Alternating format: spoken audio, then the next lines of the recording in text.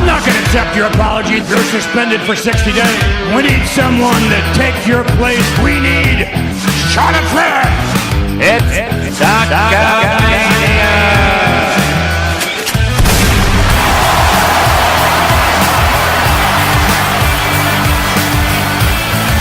I'm main eventing Wrestlemania. Woo!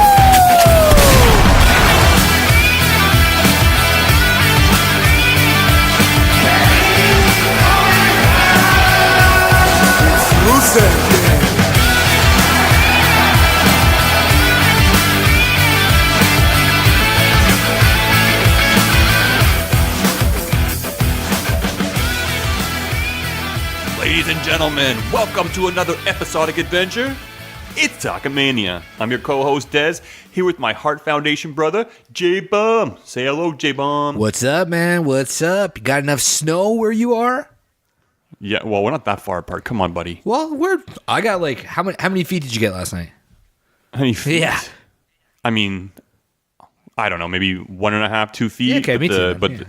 But the plows are, they're packing them off the street. So, man, like at the end of this morning when I woke up, my car was half buried. But then because the plow, they packed all the snow at the end of my driveway. And it was a bitch to take out today. And it took me about an hour and a half. It wasn't fun. But I got to work from home today, so it wasn't so bad. Yeah, I wouldn't have. You didn't move your car. I wouldn't have moved my car if I was working from home. Well, I got to get it out because I got to drive anyways. I drive to work every day. Yeah. So...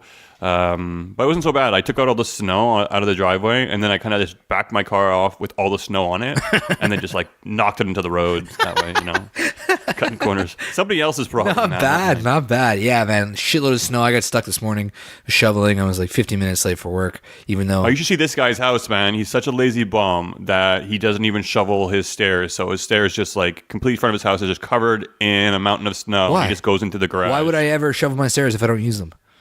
I get it, but it's not very inviting, I would say. Good. Apparently it's against the law. I was told today that it's against the law. Whatever, sue me. Fuck off. You're told by who? Actually, my parents. They were like, "Did you clean your stairs?" I was like, "No, Mom." She's like, "It's against the law." I knew it'd be your mom, yeah. Because I asked her, Jason. I'm like, "What are you clearing your stairs for? Who cares? You don't use them. You use to go through the garage. It's against the law." What if cops are going to come and arrest me? Good. Fuck them. It's not a law. It would be like a statute or a bylaw or something. It's not like they're going to throw you in jail for it. No, but you'll get a fine. Right. Yeah. But I mean, we're talking about the definition of law here. It wouldn't really be a law. Yeah. Okay. All right. You got me. So. All right. So opening up, we were talking about, I called you my Heart Foundation brethren, right? Yeah. So we were talking, I mean, geez, Heart Foundation, there was some news coming out a few weeks ago that they're going to be inducted into the Hall of Fame. I know you were super big on Bret Hart and the Heart Foundation, and we never really shot the shit on this. So what were your thoughts? Because a lot of people are salty about this, the fact that the Heart Foundation is going in with Bret and Jim the Anvil Neidhart, and not, I guess, the entire faction itself. So what do you think? Well, I think that the Heart Foundation is going in as the tag team, the Heart Foundation. So to me, it totally makes sense. They don't induct stables. Factions? Yeah. So DX isn't in there, NWO isn't there. I mean, if they were in there and then Heart Foundation only went in Bret and Anvil, I'd kind of be, what's up with that? But since they're not, I'm okay with it. I mean, I'd love to see Owen in there, but I get what they're doing. Jim just died, so I get it. And to see Bret Hart go in twice. Owen Hart died 20 years ago, or a very, very long time ago. So what? Yes, but the difference there was a difference. Well, there's a big difference in the sense that he died in WWE, and then there was all the controversy surrounding it. So I think that there's still time for that, and I think that Owen's wife has a big part of him not going in. And I think until she kind of, comes around, it's going to be like that for a long time.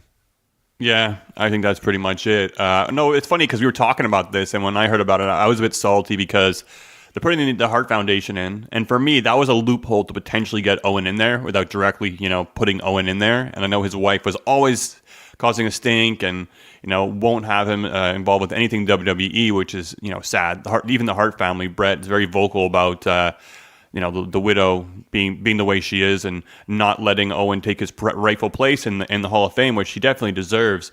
So I was a bit salty. Also with Brian Pillman not going in there, I think it'd be a great time to put him in there, and also British Bulldog as well too. But when you put it that way and how they're really focusing on the tag team itself, I mean, the Hart Foundation tag team, it is Bret Hart and Jim Anvil. Yeah. So it makes sense to me. I mean, there was Bret, there was Owen, there was Davey Boy, and there was Owen. But, when you think about the Hart Foundation, I guess, first and foremost, it was these two. So for me, it makes sense. I think it's going to be good for Jim the Anvil. It's going to give Bret Hart another ring, too. Yeah, so it's going to be buddy. cool to see him. And what about Jimmy Hart? Jimmy Hart, apparently, I heard, was in there, too. And Jimmy Hart, yeah, he's going to be in there, too, as the manager, as the voice, the mouthpiece. So I have to think, knowing Bret, I mean, he's got nothing to lose at his age. He's going to say something about Owen. Well, for sure. I'm pretty sure during this induction saying, if I had my way, I'd have my brother Owen up here with me. He was just as much a part of the Hart Foundation, along with Davey Boy Smith and Brian Pillman. Yeah. He's going to be there all alone. That's going to be sad. Dude, for me, they were one of the best factions. And I'm not saying like the tag team, the Hart Foundation itself, they were amazing. They were so good. They were good. Oh, maybe I'm biased because that's my era, but loved it. Hart Foundation versus DX, the original DX, with China, Triple H. Yeah, Shawn. even the Nation too. There was some great feud going back and forth. True. Yeah. You have any fond or memories, I guess, favorite memories of the Hart Foundation or Bret or Jim, I just, the promo that he cut when he told Owen that he'd always been there for him his whole life, and British Bulldog was in the ring, and then that was the beginning of Bret Hart and the Hart Foundation against the United States. I think that's one of the greatest feuds from the Attitude Era. I think it had a lot to do with the Attitude Era to really not kick it off, but to really bring it to the next level. So I don't know, man. Anything between Shawn Michaels and Bret Hart during that era was fucking gold. So yeah, I just liked every time the Hart Foundation would just like come out to the top of the ramp. Yeah, and all 4 or 5 of them would be there. They'd have the flag coming, and they'd have the tag team titles. Owen with the slammies, Bret with the world championship. Yeah, man. Yeah. Like they were such heels in the U.S. and then heroes in Canada, which was so awesome. And then vice versa for DX and Shawn Michaels. And it's just, I mean, they didn't stop at anything. Shawn crotching the flag, shoving it up his nose, laying on it, telling everybody to suck it. I mean, it's just so fucking good, man. Yeah, it was good. And then when DX got the Nation to attack the Hart Foundation because they said that they had said something racist. They said the N-word. The N-word, what? And then they like run and they have a big brawl, and Michaels and Triple H are just like watching like, ooh, yeah. It was all good. I don't think there was any bad parts of it. That super kick to Bret Hart in the wheelchair, it's like one of my favorites. Iconic, yeah. Iconic. And Bret screwed Michaels on that because he kept talking through TV. Like, it was supposed to happen right before TV went off the air, and he missed his cue, and he kept talking, and Michaels got so mad because of it, because he basically played with him and screwed him, and that led to one of their big brawls backstage where Bret basically ripped out a big chunk of Shawn Michaels' hair, which kind of led to his beginning of his receding hairline there. So remember the story. If you listen to Bruce Pritchard, he has the story, the inside, all about that, and a lot about the Hart Foundation backstage with DX, Shawn Michaels. Really cool. Definitely check it out. We're Canadian. Hart Foundation definitely has a good place and a solid sentimental place in our hearts. So representing this week, Hart Foundation. All right, Des, tell our listeners where they can find us on social media. All right. Well, I would be more than happy to. Make sure, guys, follow us on Twitter @_Talkamania, on Podbean, iTunes, Spotify, wherever you get your podcastic kicks. We're there. TheChairShot.com, FullPressCoverage.com, TheDailySmart.com, BlogTalkRadio.com, BodySlam.net. Check all those out, guys. And as always, our partners over at World Wrestling Manager. Check them out. Download their app on Twitter @WWManagerGame.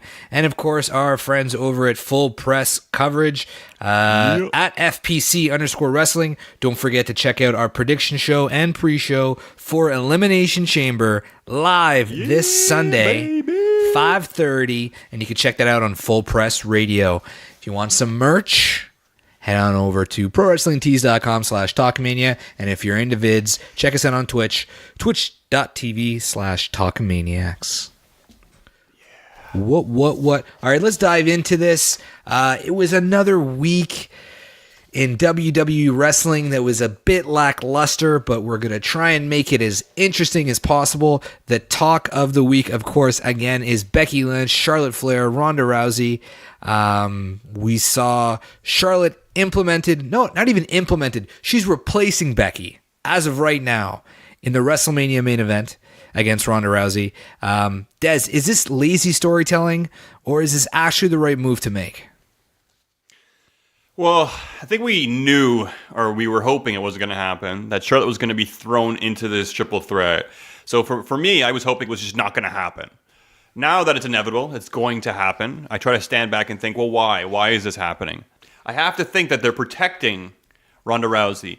Because if they're going to go into the main event and have Becky Lynch versus Ronda Rousey, well, they're going to boot Ronda Rousey to hell. And that's not what the WWE wants. It's not what the McMahons want.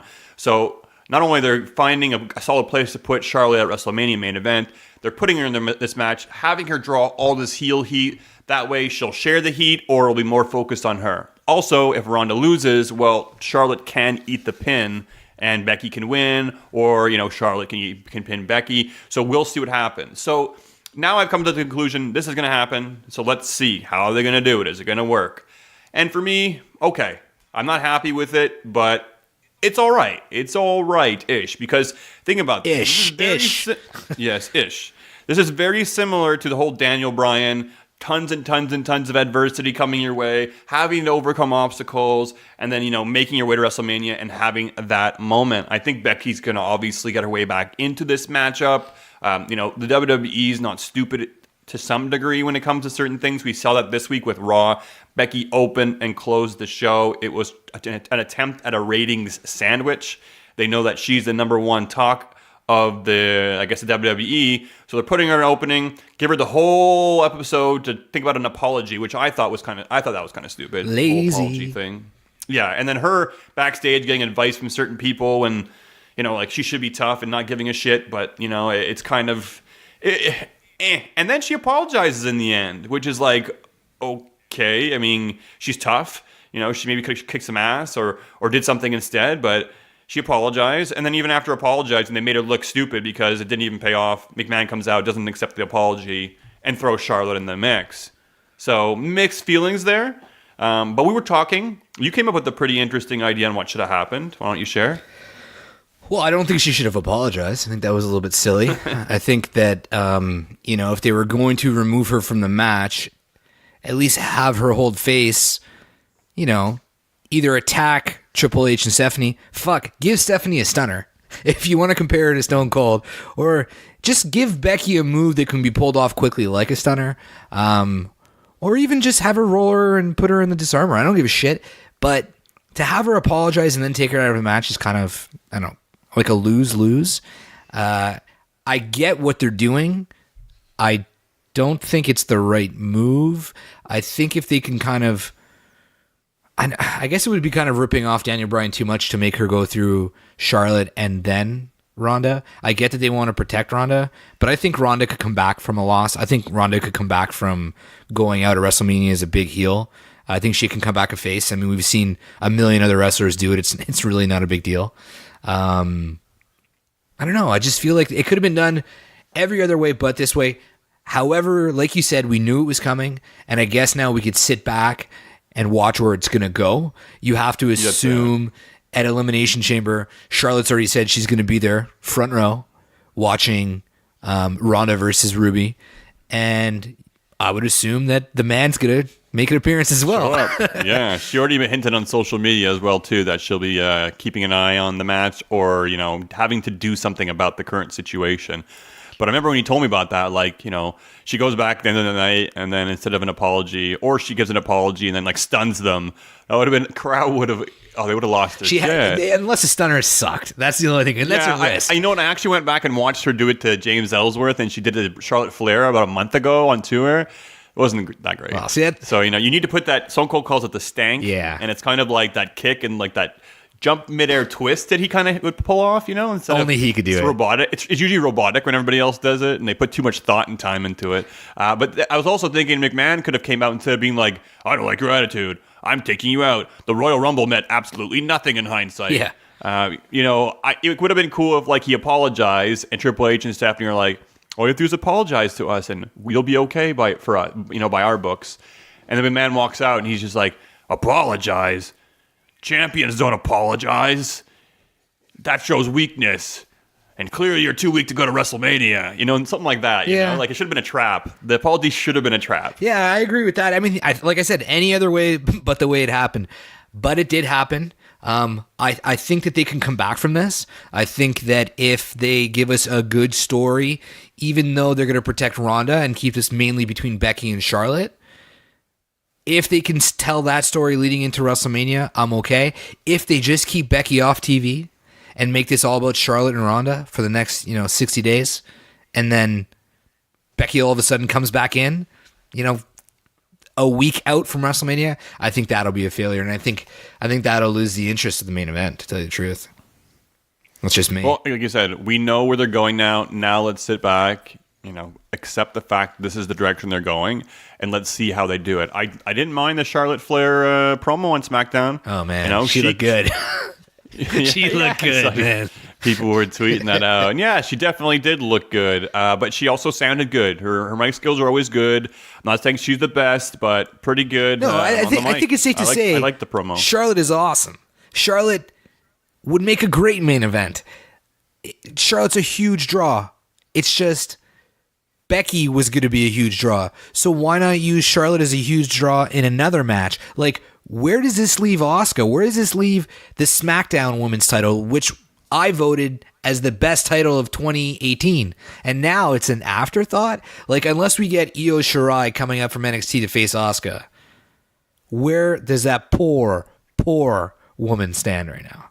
I know. And after putting on an amazing match at the Royal Rumble with Becky Lynch, both women delivered, but, Asuka has that chemistry. She brought it and helped bring the best out of Becky Lynch. And yeah, she really has been an afterthought. I don't even think they played the promo this week of Asuka, like backstage, or they did like the last week or two just to kind of keep her relevant. But I guess they figured there's no match for her at Elimination Chamber, so they're just going to skip over it. But, I understand that maybe a week, 2 weeks, you don't want to, remind us that she made the man tap out and take any thunder away. But not having her there since the Royal Rumble, what's up with that? Yeah. There's no point. But realistically, what are they going to do? Like, all the women right now... There's time. There's time. Yeah, but... They can... It's not going to be a great match. Like, sorry. Who knows? No, Maybe they'll have a call from NXT. Okay. If they do a call from NXT, it could be really good. A good match, yes. Okay, but it won't be a good story leading into WrestleMania. And come on, give us one pay-per-view where you have good stories for every match. Just one. It'll be WrestleMania. No, I know, but if Asuka just shows up, if somebody just shows up to challenge her from NXT, let's say, unless they bring them up a month before. I get it. I feel you. However, relax. We have Fastlane, and then we have WrestleMania. We have, I believe, after Elimination Chamber, they'll probably be like, okay, breathing room. We've done some stuff. Now, we can focus back on Asuka. They're probably just, taking this month to... I don't know. Am I saltier on Asuka than you are today? I'm happy she has a title. I just, I don't know. Fuck, man. I'm going to see her, so suck it. Yeah. You should ask her then. Who are you going to face tonight? When are we going? The day before WrestleMania? Yeah. Be like, so, do you know your opponent? Maybe I'll challenge her. I'll challenge her at WrestleMania if I can bring it. Okay, well, let's talk about Elimination Chamber. Just to remind the listeners, this Sunday, 5:30, Full Press Radio. Dez, J-Bomb, we're bringing you the pre-show. You guys can call in live. We'll be tweeting out the number. If you have any questions, obviously, we'll read them live on the show. So hit us up. But let's talk about the Women's Tag Team Championship match. I think it's really the only real takeaway from this pay-per-view. Apart from that, there's really... I don't even know the other matches on the card. We saw they haven't really talked about them too much. No. We saw a few more things on Raw and SmackDown. Who do we got? We got... Becky, Bayley and Sasha Banks are going to be starting it off for Raw, and one of them, yeah. Was it Mandy Rose and Sonya Deville over on SmackDown? That's correct. Yeah. So, yeah, to me, they're the final four. I don't think it'll be the final four. That'd be a little bit too predictable. I honestly, for me, it seems so obvious, even from months ago, this is going to be Sasha Banks and Bayley's match. I feel like now that especially they've been playing the chase, Sasha's been injured, and she actually hasn't wrestled since Royal Rumble. And that whole angle of her being injured or getting beaten up last week, and Bayley being the anchor, and Clutch coming through, and then this week having her being injured as well too, and being taken to the back. This is not storyline. She actually had not been fully cleared to return and take Impact. On Monday, she was partially cleared, and she was able to take the bump on the outside. But today, she was actually cleared. So if they are playing on that shoulder angle, and it actually was real, very likely it could have been caused by Ronda Rousey at Royal Rumble. You know, the way she gives those kind of judo throws, always kind of hurts the person's arm. They did it to Alicia Fox. Same thing happened to Alexa Bliss. Yeah, so I don't know. And maybe she's going to pop Ruby Riot's arm out of her socket this Sunday as well. But those two are playing the chase. They're going to earn it. They're going to go in first. And I think they're going to go the distance, in my opinion, and win it. If not, it's going to be Nia and Tamina, yeah, I think. I was just about to say. To me... Did you see the promo those two did this week? They're all bad. Dude, go back and watch it. I had to watch it. Yeah, and like Tamina tries to talk 3 times. Yeah. And Nia just like looks at her and shuts her up. And Tamina keeps giving like these like eye rolls, like awkward, like It's bad. I think they've all been bad. They're all kind of like non-kayfabe interviews. Like even the Iconics were a little bit more like genuine about their journey. Anyways, I think you're right. I think they're going to be the journey women in the match. I think they're going to go right from the beginning all the way to the end. But shit, especially with what happened with Charlotte being put in that match, I could just see Vince being, you know what? Fuck you. Nia Jax, Tamina, it's The Rock's fucking cousin. Nia Jax seems to always be breaking these boundaries and winning these first evers, and I think they're just going to give it to her, man. I think that they feel like... They very well might, that way kind of... Because like honestly, like I really think it's been foreshadowed that Bayley and Sasha are going to win these titles for months now. I agree. So I'm not super excited for this match. I'm excited for it, but I'm like, I kind of know what's going to happen. Nia Jax, you know, maybe Vince McMahon's going to pull a fast one on us and make Bayley and Sasha have to go the further distance to WrestleMania. I still think that Bayley and Sasha might defend it against Lita and Trish, like they had mentioned months ago. But who knows? I don't know. Tamina being the first women tag team champion and God knows how long. I don't know about that. You see her splash last week on Raw? Her splash every week is just terrible. It gets worse and worse and worse. But I don't know. I really can't. I don't know. I agree with you.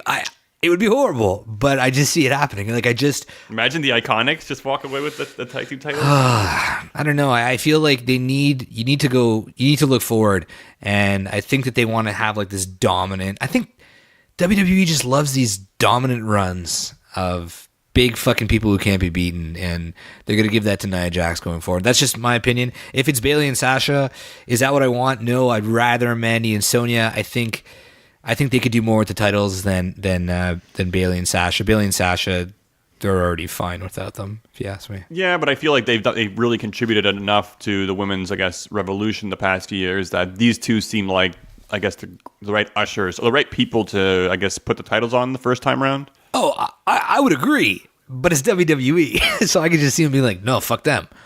They've done everything for us. Why would we reward that? Yeah, it's going to be interesting to see. They're in an elimination chamber match with these tag team rules, and how many botches? How many botches do you think we're going to see? Yeah, we'll see a couple. Who's climbing the cage? Who is climbing the cage? I mean, Naomi's going to do some shit. Maybe the Iconics are going to get scared and want to climb up it to get out. I could see them staying in their pod. Yeah, they're totally going to stay in their pod. And then Nia Jax is going to smash through it. And Naomi's got to do some sort of catwalk on the side, and then it's going to be, I think there's going to be a lot of botches. I really, really do. And I'm kind of looking forward to seeing, it's going to be a bit of a train wreck. We'll see. All right, let's talk about the men's Elimination Chamber match. I don't know how much there is really to say about this. We saw the New Day get thrown into it this week. And my question is Kofi Kingston the guy who's going to be like who's in the chamber? You did not watch Smackdown. Yeah, no, I watched the Gauntlet match. They chose him for the Gauntlet. That doesn't mean he's going to be the one in the chamber. No, he was the guy does who it? was Yeah? in the Gauntlet. It's all the participants for the Elimination Chamber. So yes, Kofi Kingston is in the gauntlet. And I was wondering, like, who should do it. They picked Kofi last time for the ladder match. Big E, man. And, I think it could any one of them could have been interesting. I kind of was pushing for Big E in this one. I think he could have been a more interesting competitor. I think putting him in this kind of matchup would give him the chance to kind of like remind us that he can, come to and play as a singles competitor as well. Yeah. But mind you, I didn't mind Kofi going in there. And dude, the guy put on a hell of a showing during the SmackDown Gauntlet match. Did you enjoy that match though? I mean, I enjoyed the fact that Kofi was going the distance. The fact that he beat Daniel Bryan, I was like, no way, that's awesome, man. That'd be cool, if he could pull it out and beat Samoa Joe. And then he did, and I'm like, wow, awesome. And then at that point, I'm like, okay, well, I think he beat Jeff Hardy second, sorry. Yeah. And I was like, okay. And then he beat Samoa Joe, which I was like, okay, cool. At this point, he did his job, feather in the cap. And I kind of thought that he was going to at least take out Daniel Bryan because when you put, somebody into the match, you want to highlight that he can be a threat, right? Right. So I wasn't surprised Daniel Bryan. Jeff Hardy, I was like, okay. But then when Joe came out and was throwing him around, I'm like, well, that's it, man. Joe's just going to destroy him. But I like to see Kofi Kingston. He picked up a win off of 3 former champions. And his passion he was showing. A lot of people didn't like it. You can't get the same thing every week. And I thought this was refreshing. And I didn't mind it at all. And we'll see what Kofi does. I don't expect him to win by any means. I still would have went with Big E. And had the same story maybe being told. I would assume they picked Kofi just so he can jump backwards into the crowd of the 5 guys off of a pod. That's got to be a spot. He'll do some stuff, I'm sure, But again, Mustafa Ali had some injuries. He had to be taken out of the match, unfortunately. I think it could have been really exciting to have him in there. Yes. I would definitely still take him over Kofi. But, good for the guy. He's been around a long time. And to show that kind of, I guess, aggression and competitiveness and desire that he did. It was cool. It was good. And then AJ Styles, picking up the win, eventually making him tap. Yep. I was okay with that. And then Orton picking up the win was really lazy. I don't know. I liked it. I thought it's stupid, man. You know what? If Orton wants to impress me, like, go out and have some matches. Like, he comes in, he does the RKO out of nowhere, which is cool. I like it. I get it. You knew it was coming. Isn't there supposed to be a ring bell? Like, okay, next match, stand there, go. But no, he just kind of comes in, RKOs and pins him, and I don't know, he comes out of nowhere. He didn't have to work at all, and Kofi Kingston busted his ass for an hour or however long was in that match, and then Randy Orton just walks in and RKO. It's lazy, and that's all Randy Orton has become. I'm okay with it. It's just that RKO. It means you see less of him, man. and if we could see less of Randy, okay, I'm okay down with it. And I think SmackDown had to end because it was like RKO, boom. Little SmackDown logo in the corner, and it was over. Well, that's how you also knew, right? It's like out of nowhere, but it's like we knew that's what was going to happen because of the time, and also because of that. Whenever WWE does that close up for a second past awkwardness, you know it's coming. Yeah, and hear the crowd start going like, oh, exactly. So who do you think's going to walk away at the Chamber with this one? I just because they made a belt out of hemp, it's got to be Daniel Bryan. And also, I have to imagine when he does eventually lose, that someone's going to hand the new champion the leather belt back. I can't see, like, I don't know. Let's just say... Will they burn the hemp title belt? I don't know, but let's just say it's John Cena. Okay, let's just say it is. And John Cena holds up his, 17th or 18th or whatever the fuck it is. It's not going to be the hemp title. It won't be the hemp. So it can't be inside the Elimination Chamber because who's going to hand it to them? Because they're inside of a chamber. So that's literally what I'm basing it off of. So Daniel Bryan's going to retain it. I think we might see a return at Elimination Chamber. Oh, that's what I was going to say. And I think we're on the same page here, my friend. Yeah. So, again, I think that he will retain the title. They've made it clear that, this is a new title. They put the effort into it. They contacted Etsy and said, can you make us a championship belt? And they're also going to want to sell this as merch. If they aren't already. Oh my God, who's going to buy that? There will be people who buy this. It's hideous. Know, but there will be. And that's all right. It's not my favorite It's belt. like half the size of Daniel Bryan, though. It like goes up to his nips. The regular one is too. I know. But yes, I think in this match, I think Daniel Bryan's going to retain. And I think somehow there'll be somebody under the ring or something. And I think we're going to see the return of Luke Harper. It's going to be Harper or Wyatt. Harper. Right? Harper. It's going to be Harper or Wyatt. One of the two. And I think if Harper comes before Bray, it does more for Harper. So I do hope it's Harper as well. Yeah, well, he has returned. He's been declared return. He was backstage at Smackdown. I thought maybe he was going to come out during the match and the main event or the gauntlet match, but they didn't. Didn't make sense. I understand that. But then when they threw Rowan out, I was like, oh, maybe Harper's going to come out. But no. But he'll be back soon, which I'm excited for. And I don't know if they'll be the Bludgeon Brothers, but apparently he's going to be on tour with them too the next week or two. So we'll see if we find out any more news in terms of the live shows. Maybe he'll be tagging with Rowan or doing something, or maybe we'll only find out this Sunday at the Elimination Chamber. I'd be down with Harper and Rowan being the henchmen of Daniel Bryan. I don't want to see them as the Bludgeon Brothers. I didn't like that shtick. So, okay, and the last match is worthy of talking about at Elimination Chamber. We should just throw in our predictions at this point. We are we? Are these the predictions? We're talking. Let's do it. I mean, why not? We're going into Elimination Chamber. We're bringing it up. We're talking about it. Why the fuck not? Okay. Well, then let's just go back real quick. The women's tag team match. Are you going to go with Bayley and Sasha? Yeah, I have to imagine Bayley and Sasha are going to win this match. All right, I'm going to go with Tamina and Nia, just so that we're conflicting. And then for the men's, we're both agreeing on Daniel. Yeah. Okay, and then, Ronda Rousey versus Ruby Riott. First of all, is this match going to be even good? That's the question I'm asking you. It really depends on who does the driving. I have to imagine that they trust Ruby to go in there and say, hey, have a match with Ronda and talk her and guide her through it. And if they give them the right time and they just don't make it kind of like an ass whooping on Ruby Riott, and Ruby actually has a quote-unquote chance or believable chance, I think this could be a really good match. I think it could be a really good match for Ruby Riott, and I think it could be a good match for Ronda Rousey to wrestle with a little bit less stress because, no one expects her to lose her title against Ruby Riott. I think it's more of like a, preparing her for WrestleMania and, just kind of strengthening her. Like, Ruby Riott's really good to work with. I think she's going to make anybody look good, potentially. So this is a test to see if Ronda can hang with Ruby and how good Ruby can make Ronda look. So match itself, I think, could be interesting. I'm interested to see how Ruby hangs with Ronda and what happens here. However, I mean, no brainer. I really think Ronda is going to retain. No, I don't see any chance in hell she's going to be dropping the title or losing it to Ruby Riott. But the match itself does interest me. I think it could be good. You could have the Riott Squad on the outside. Mind you, they're going to be in an Elimination Chamber match. They might be sore and not there, which kind of plays into the fact that she doesn't have her backup. But we know Charlotte's going to be the ringside. That's it. We know Becky's probably going to make an appearance. So I don't know if that'll be, during the matchup. It might distract Ronda a little bit, maybe a false finish. But yeah, and Ruby, man, I liked her a lot. We've talked about how she's kind of like a hidden gem. Not even a hidden gem. She's a gem. Yeah, she's a gem. And I just don't like her finishing move. I don't like that Riott kick she does. I find it really soft. Yeah. I think she should go back, or she should go do her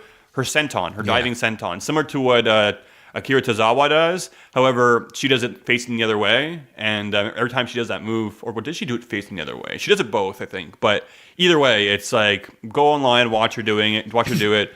It's a pretty badass senton, just like an anchor, just like boom, stage dive. I think it's pretty safe to say Ronda's going to win it.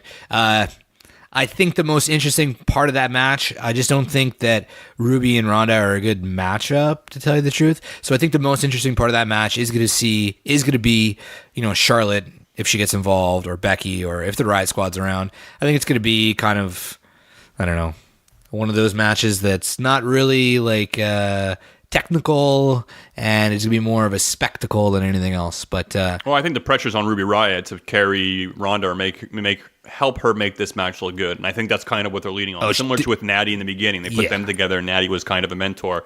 I think Ruby can kind of act that way too. She's definitely got the experience, and she's good in the ring. So hopefully she can bring the best out of Ronda, and both of them use it as an opportunity to make themselves look good. Yeah, that's it. All right, worst match on the card time. There's a few.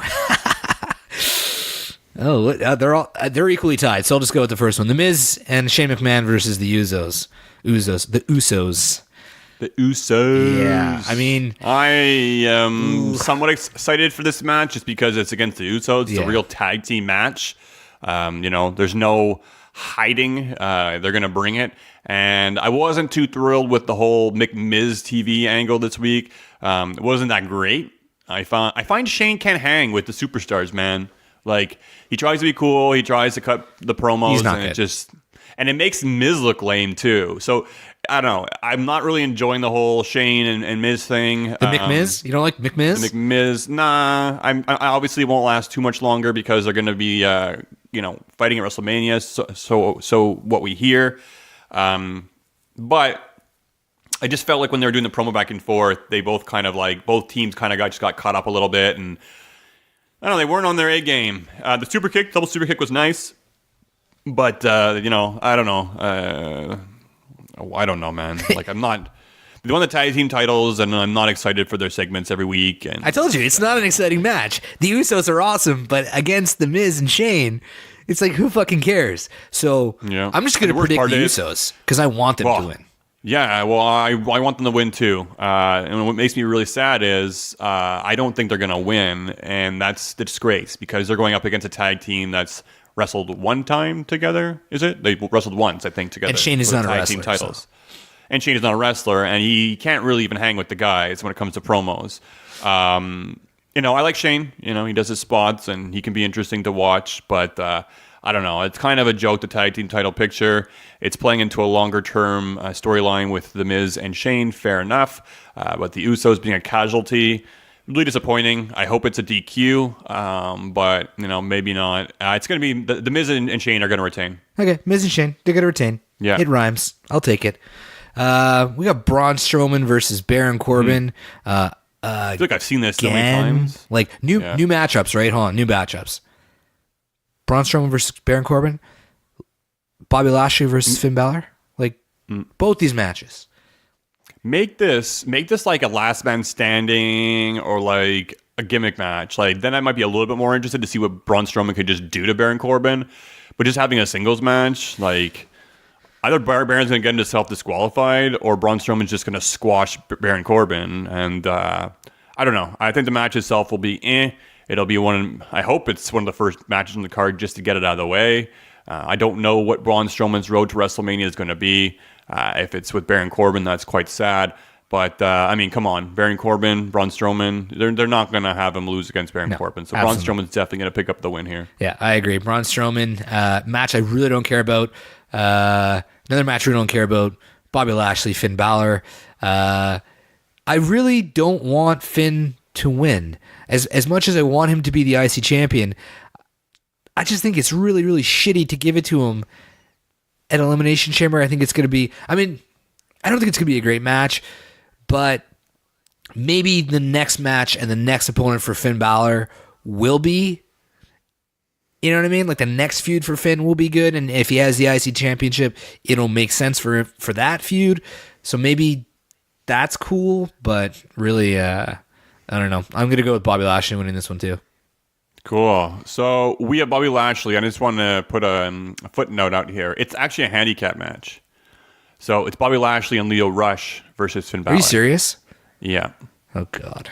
So I don't know if Leo wins, if he's the Intercontinental Champion. It would be funny if he did, and he claims to be, but I'm pretty sure it's Bobby Lashley. He'll retain the title versus Finn Balor. I'm not entirely, this is a little bit more undecided because I'm trying to think of the long-term picture here. So what's going to happen for the IC title at WrestleMania? And you were saying, well, this is a bad time to give the title to Finn Balor at Elimination Chamber. Might be best to do it at WrestleMania finally at long last. And I think that could be a great place for Finn Balor to win the Intercontinental Championship. I agree. However, there's one man that's going to be returning who has his eyes on the Intercontinental Championship. And that one man is Kevin Owens. We saw the promo this week. He was doing some bowling. It wasn't they could have done a lot better on that promo. Confusing? I think we could say it was confusing.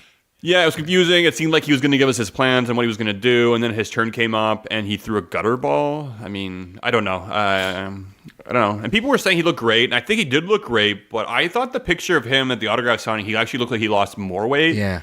So I'm wondering if, either A, he gained it back, or B, when did they film this? And maybe they filmed it a while ago, and then that's kind of the promo they had, and they were like, okay, well, because they want to surprise us when he comes back, and he looks a lot slimmer. Or it was just a weird angle.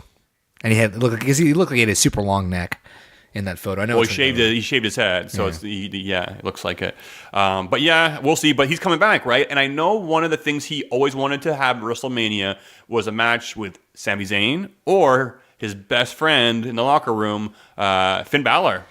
So these guys have had amazing matches in NXT. I think these two could tear the house down at WrestleMania. Hey, maybe they have a triple threat with Sami Zayn or a 4-way with Bobby Lashley. I hope not. We'll see what happens. But, this could be a good pay-per-view for him to win the title, then hang on to it through Fastlane, and then KO comes back for it, going into WrestleMania. Not exactly sure here. But I have to go with you here. I have to think that Bobby Lashley will pick up the win. Finn Balor's kind of been getting the better of Lashley and Lio Rush every chance he's gotten. And I could see Leo kind of working in Bobby's favor. They throw him in the match to make it more believable. So yeah, Bobby Lashley I think is going to retain. I don't think now is the time for Finn Balor to walk away with the IC title. Sorry, just yawning because Bobby Lashley, Lio Rush. All right, last but not least, it's going to be on the pre-card. Buddy Murphy versus Akira Tozawa. I don't know how many times we have to fucking watch this goddamn match or these two goddamn people fight for the same freaking title over and over and over. I don't watch 205. I tried this weekend. This last night. I got about 13, 14 seconds in, and I was just like, Lucha House Party, no. So I'm just going to say Buddy Murphy because he looks cooler than Akira. All right. First of all, poo on you. 205 Live is pretty cool, and I'm an advocate for it. I will sit here and say, hey guys, always check out the matches. I know it's hard. You don't know when it's on. It's on WWE Network. Sometimes you can watch replays. There is some stupid stuff in there, but sometimes they have some really damn good matches. The Fatal 4-Way or whatever match they had at Royal Rumble was so good, guys. It was so good. One of the best cruiserweight matches I've seen all year. Yeah, it was fantastic. So check that out. I like Akira Tozawa. I like his senton off the top rope, the hang time he gets, and just the weight that comes down on it. Buddy Murphy's phenomenal. I think this match will be very, very good. A lot of people probably won't pay attention to it because it's on the pre-card. We'll probably be doing our live show when it airs at the same time. But we'll be watching it live. We'll let you know what happens. And I do have to believe, though, Buddy Murphy will retain. I think he'll retain probably until at least WrestleMania. So it'll be a great match. I think, it'll surprise most, maybe even J-Bum if he chooses to pay attention and watch it. Probably won't happen, but the match will be good, and Buddy will retain. All right. And that is our predictions for the Elimination Chamber. There's only 6 matches. I guess. Well, there'll probably be another match thrown in there. Like we saw Shinsuke Nakamura and Rusev after Smackdown. They threw this thing on WWE.com or WWE social media, Twitter, where Lana's basically backstage talking with Rusev and Nakamura saying, hey, we have differences, but we got to be on the same page. And they basically kind of buried the hatchet. And Lana says, I have an idea. We're gonna do big things together. So to me, it's like, why did you break up Rusev Day? Because they could have just kept him with Aiden English, but it's kind of like a rinse and repeat, different partner. Yeah. But at least we'll get more of Nakamura. Maybe these guys can end up being funny. We'll see. You know who was funny? Rusev Day. Yeah, Rusev Day was great. So who cares? Those were the days. Those were the days. The day has come. Everything we talked about last week concerning the Raw Tag Team titles was poo-poo that came out of my mouth because the Revival won the Tag Team Championships this week on Raw. Now, yeah. Well, it's funny. Remember I said last week this was going to be it? Yeah, no, that's what I'm saying. You got it. It was horrible. I had a whole bunch of ideas and everything was going to happen. No, none of it. They just gave it to him. No, McMahon's like, what? You're leaving? No. What do you want? The tag team titles. Well, I'm not going to give it to you. Go out there. Just wait. They lose their match. It's like, okay, well, now I'm going to give it to you. It was my choice, though. You didn't put my arm behind my back and twist it. So I kind of knew it was going to happen. Good for them. It'd be funny to see them lose and run like next week, and then that's it. It'd almost be funny awesome to have them troll like that. But the Revival won. Dude, these guys chased for so long. They finally won those tag team titles. Good for them. Gable and Bobby Roode weren't really doing it anyways for me. I like Gable. I want to maybe see him now, feud with Roode. I hope he stays the good guy, not the bad guy, because, I like when the crowd is behind him. This guy should have been Angle's son in hindsight. Jason Jordan's career is more than likely done at this point. Oh, it was no. a big waste. I got something for Jason Jordan.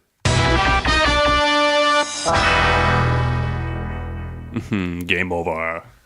We'll see. And, all kidding aside, we hope the guy's okay. And, if he can come back, he can come back. I wasn't a huge fan, but it always sucks to see somebody's career end. He was fine in the ring. He was a fine wrestler. Let's be honest.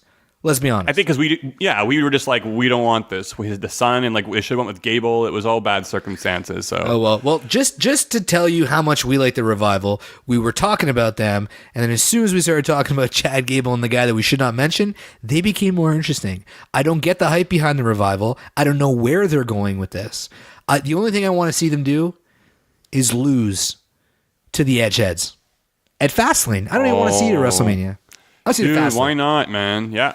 I want to see it. Maybe, I don't know if we're going to drag it out to WrestleMania to have Curtis Hawkins finally get his win at WrestleMania. I could see it being a fine That's a pre-show. long way away, but maybe they have time to build it up over the next few weeks or whatever, Actually, I don't know, but... Pre-show would be all right for that. Yeah, it could be a good match to have them go, but I don't know, have them on a pre-show and then they lose, and then I think... I don't know. They should drive the story more on the main programming first instead of just throwing them on the pre-card, or else it's already kind of a waste. Well, the Revival is a waste, and I don't care what anybody says. Come at me.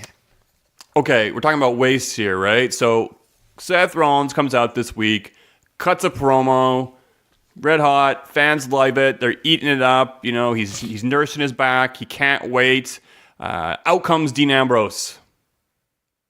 Gets in the ring, goes over to Seth and says, "Slay the beast." Gets out and goes and sits on his chair.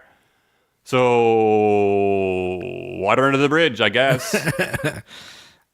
I'm telling you, Dean's leaving. There's no doubt he doesn't. Yeah, he doesn't care anymore. Apparently, he went off script. He was supposed to talk more about their sentimentality of the relationship, and they go way back, and the respect, and he's just like, "Slay the beast," and he goes and sits out back, and clearly, and they're not really giving him too much the time of day. You can kind of see that he's, you're leaving a job, and then you just don't give a fuck, and you're just, not answering your emails. His 2-week notice was handed in, and he's phoning him in at this point. That's it. He's phoning it in. And then he took on EC3. He picked up a win. So I guess, they don't want to make him look too weak. EC3 picked up the win the week before. Now Dean Ambrose did. And, EC3 was definitely talking during his matches. We heard the voice, so he's not mute. But why are they having him win before he goes out? I get it. I think he should have won. I think Ambrose is the better of the two. But now it's EC3 got a win over Ambrose, but now he lost. Now where are we at? 2 out of 3, bro. New matchups, guys. New matchups. I guess. But then you have all these people they've called up now, right? And it's like Heavy Machinery. Didn't see them this week. I think they were in a dark match.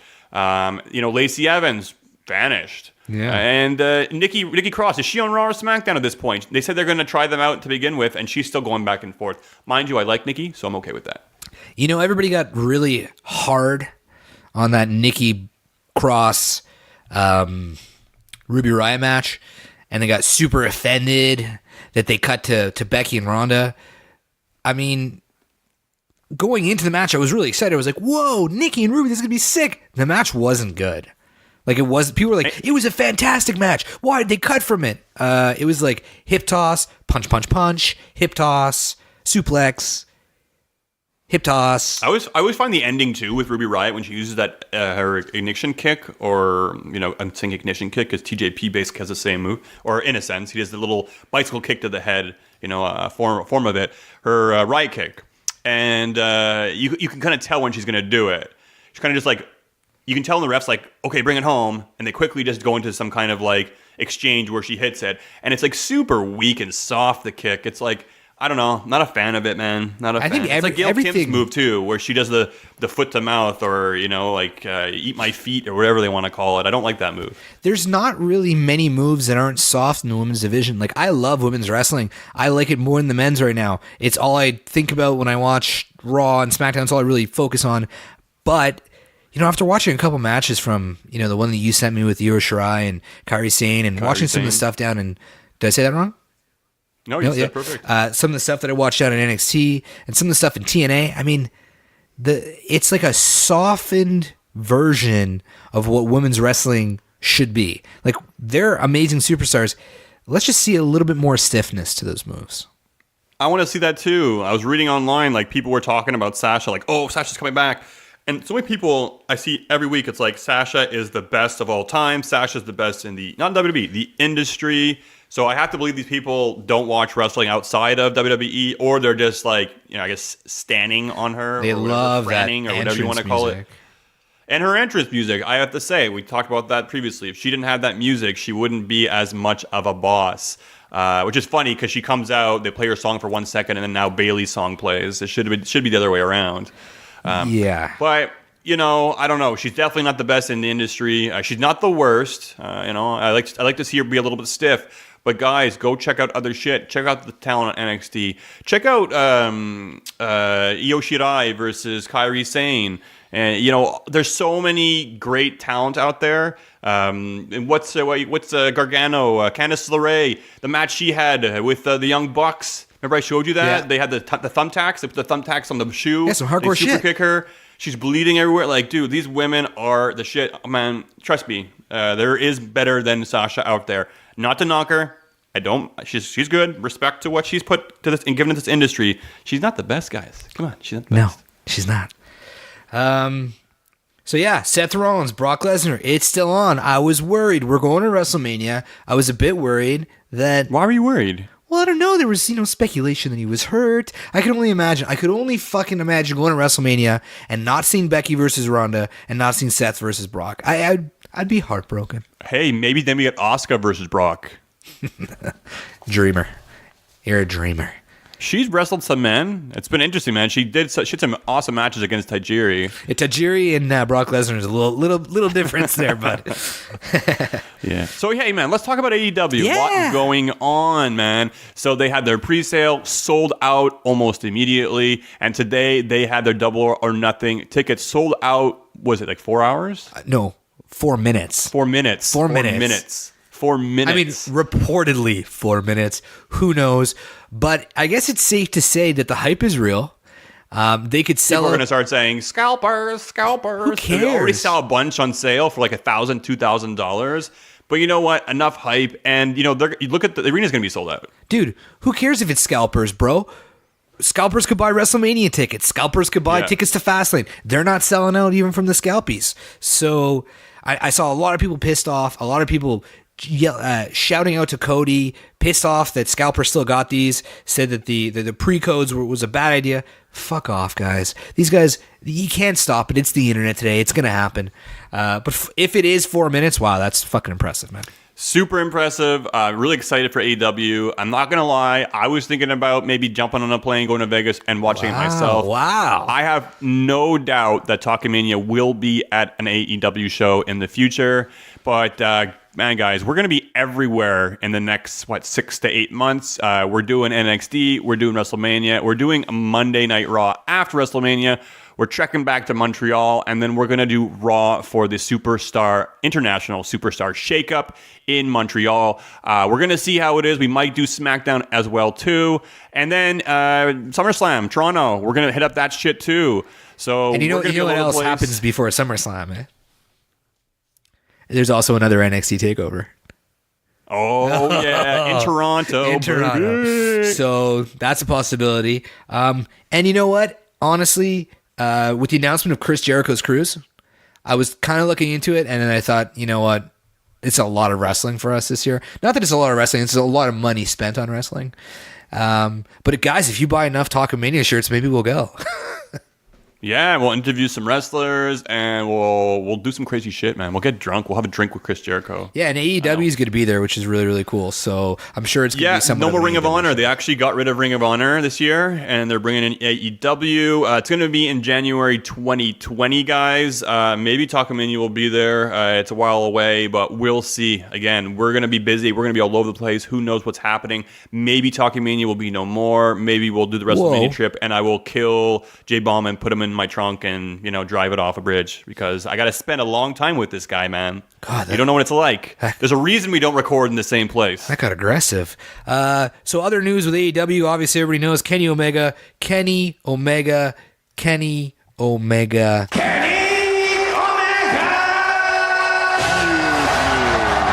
I know. I think a lot of us kind of predicted it, thought it was going to happen. He's one of the, I guess, head honchos there, or he's got himself a fancy title there. Executive Vice President. So obviously he was always planning to go there. He just had to keep it a hush because of his New Japan Pro Wrestling contract. And well, I guess for the ticket press conference, whatever show they had on the 7th, I think, or recently, they wanted to have Kenny basically be like, hey. And it was really cool the way he debuted too. For those of you that like Smash Brothers, when you unlock a character in Smash, basically you'll be playing a game, and after the match, it'll be like, a challenger's approach. Is that it'll be like, what it was from? It'll be like a silhouette of the princess or Luigi or whoever you're unlocking. And during it, it was like a challenger approach. And it was a silhouette of Kenny Omega doing his gun. And dude, it was really cool, really well done. He comes out, cuts his promo, tells everybody this is where he's going to be. I think it's awesome. The guy's never done WWE. I think if I was him, this is the right move to make. Be that guy to never go WWE, because if he would go WWE, there would never be that guy. And I think this is just amazing. I think he's going to help AEW. I'm all for this. I'm all in. So really excited about this. And Jericho, Kenny Omega. Well, that's it. We're going to see this in May. So they announced Chris Jericho, Kenny Omega 2. It's going to be awesome. I don't know if it was official that the Young Bucks are going to be fighting the Lucha Bros, but... Yeah, they are. Yeah. I've seen the card so far. They're on there. And also, one of our best friends now, Oh, yeah. Nyla Rose. I don't know if you guys checked that out, but Smart to Death is the one who... Smart to Death tweeted it out, and I thought that was very cool. We're friends with Smart to Death, so it's not like it was a complete random, but I was laying there in bed, and somebody tweeted us, and I looked at it and goes, I think somebody just used your podcast theme as their entrance music. And it was just cool that somebody else noticed it and it wasn't us. It was just one of those moments where it was like, oh, wow, our stuff is They know our theme. Yeah, exactly. They knew our theme well enough to recognize it. The fact that they used it was interesting. So, yeah, you guys know our Talkamania theme.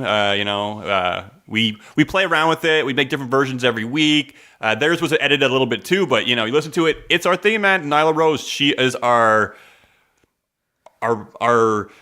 kindred spirits from another planet, or however you want to say it. So it's kind of cool that of all the songs that could have played, very strange and random. So I'm gonna pull for this girl already. And what's cool is I think she's the first openly trans woman in sports entertainment. So she's our sister from another mister / our brother from another mother. I guess our sister from another mister. I think she's politically. We'll call it what it is. Yeah. Right, that's it, But it's funny because he was actually talking on social media about this, and people were saying, Cody, you might want to put out a press release or something to the fans, because a lot of them aren't, they don't want to go because they're like, they're afraid of transgenders and they're not comfortable with it, and you shouldn't have that in your show. Jesus. And he's just like, he was basically like, really? Do we really need to be doing this? Like, this is ridiculous. Like, people should not be judging people in 2019. And, if they want to be a woman, they want to be a man, power to you. Who gives a damn? And he got so much backlash that he actually came forward after and was like, okay, we're going to release a press release and we're going to talk about it. Yeah. So they're going to make a statement on it. And then the people were saying, well, I hope you consult somebody from the LGBT community when you come out with your statement. And it's, what the fuck? Everybody's so sensitive. Dude, AEW has made it so inclusive and so politically correct. I mean, who was it? Pay Was scale. All women and men are paid the same. And Sonny Kiss was there. I mean, there's so many people representing the LGBT in that community, in that company. If you're going to say wrestling is for everyone, and Finn Balor's going to put a rainbow on his shirt, and they're going to sell a bunch of merch that way, bullshit. This is the proper way to do it. They're not trying to make money off of it. They're just fucking going with it. All right, that surprises me. I didn't know that. That's kind of bullshit. Don't like it. Yeah, so, we wish Nyla Rose the best. Totally down for what this represents, what it brings to AW. Good for them, breaking down doors already. Going to be interesting to see the pay-per-view in May. If she uses our theme or her theme. Or I hope theme, she does. It's ours. We'll call it our theme, yeah. And, so... pretty cool, man. Hey, another thing, Batista, right? Remember he was rumored to be fighting Triple H at WrestleMania? Yeah. He came out, he did the Evolution spiel, then Triple H got injured. Well, Batista was spotted with Jericho. They took pictures. They were hanging out. I'm pretty sure Jericho would get into Batista's ear and be like, dude, man, good money, come over, do a show or two. So Batista would be a pretty cool name to have over there too. So who knows? maybe Batista will be there as well too, or maybe he'll go to fight Triple H at WrestleMania. Not sure, but lots of speculation.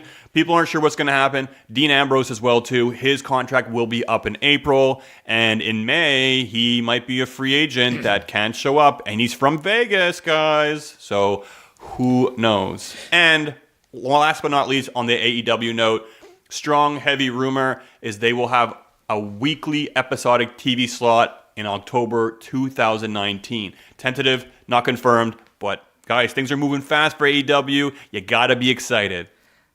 I'm going to add one more thing. The other people that are going to be appearing on the show and possibly signing contract is Aya Kong, Yuka Sakazaki, Kylie Rose, Sammy Guevara, Sunny Kiss, and the Best Friends, who I know nothing about most of those people, but I'm excited to learn about them. We'll get Cody Rhodes will be wrestling a mystery opponent that we don't know of yet, so who should is? be interesting. Cody Rhodes, he'll be. They have the poster already. It's blurred out on the right side. You have Cody on the left. Not sure. He just had surgery. He'll be fine by May, but it's going to be interesting to see how things shape up. We're also going to get Hangman Page versus Pac, and that's going to be a great match too. So Pac's fucking promo was sick, man. The way he says him, man. bastards. So good. Anyways. So, folks, lots happening in the AEW. Not as much happening on the road to WrestleMania. This should be the time where they pick up momentum and make stories happen. Get us invested. I know it's been hard these past few weeks, guys. Hang in there. Elimination Chamber is going to be a lot of fun. Talkamania is going to be there. Full press coverage. Make sure to check us out. We will be tweeting out the link. So will they. Make sure to give them the follow. Call in. Be part of it. And it's going to be off the hook. And as always, guys, follow us on Twitter @_Talkamania, Podbean, iTunes, Spotify, thechairshot.com, fullpresscoverage.com, thedailysmark.com, blogtalkradio.com, bodyslam.net. Check out our partners, World Wrestling Manager at WWE Manager Game. And like Des mentioned, this Sunday, 5:30 Eastern, Full Press Radio. We're doing a collaboration with FPC _Wrestling. 5:30 Elimination Chamber pre-show. Buy some merch, guys. ProWrestlingTees.com/Talkamania. And if you want to check us out on Twitch, twitch.tv/Talkamania. J-Bomb's out. Des, say bye. Have a happy Rusev Day, Talkamaniacs. Hooah!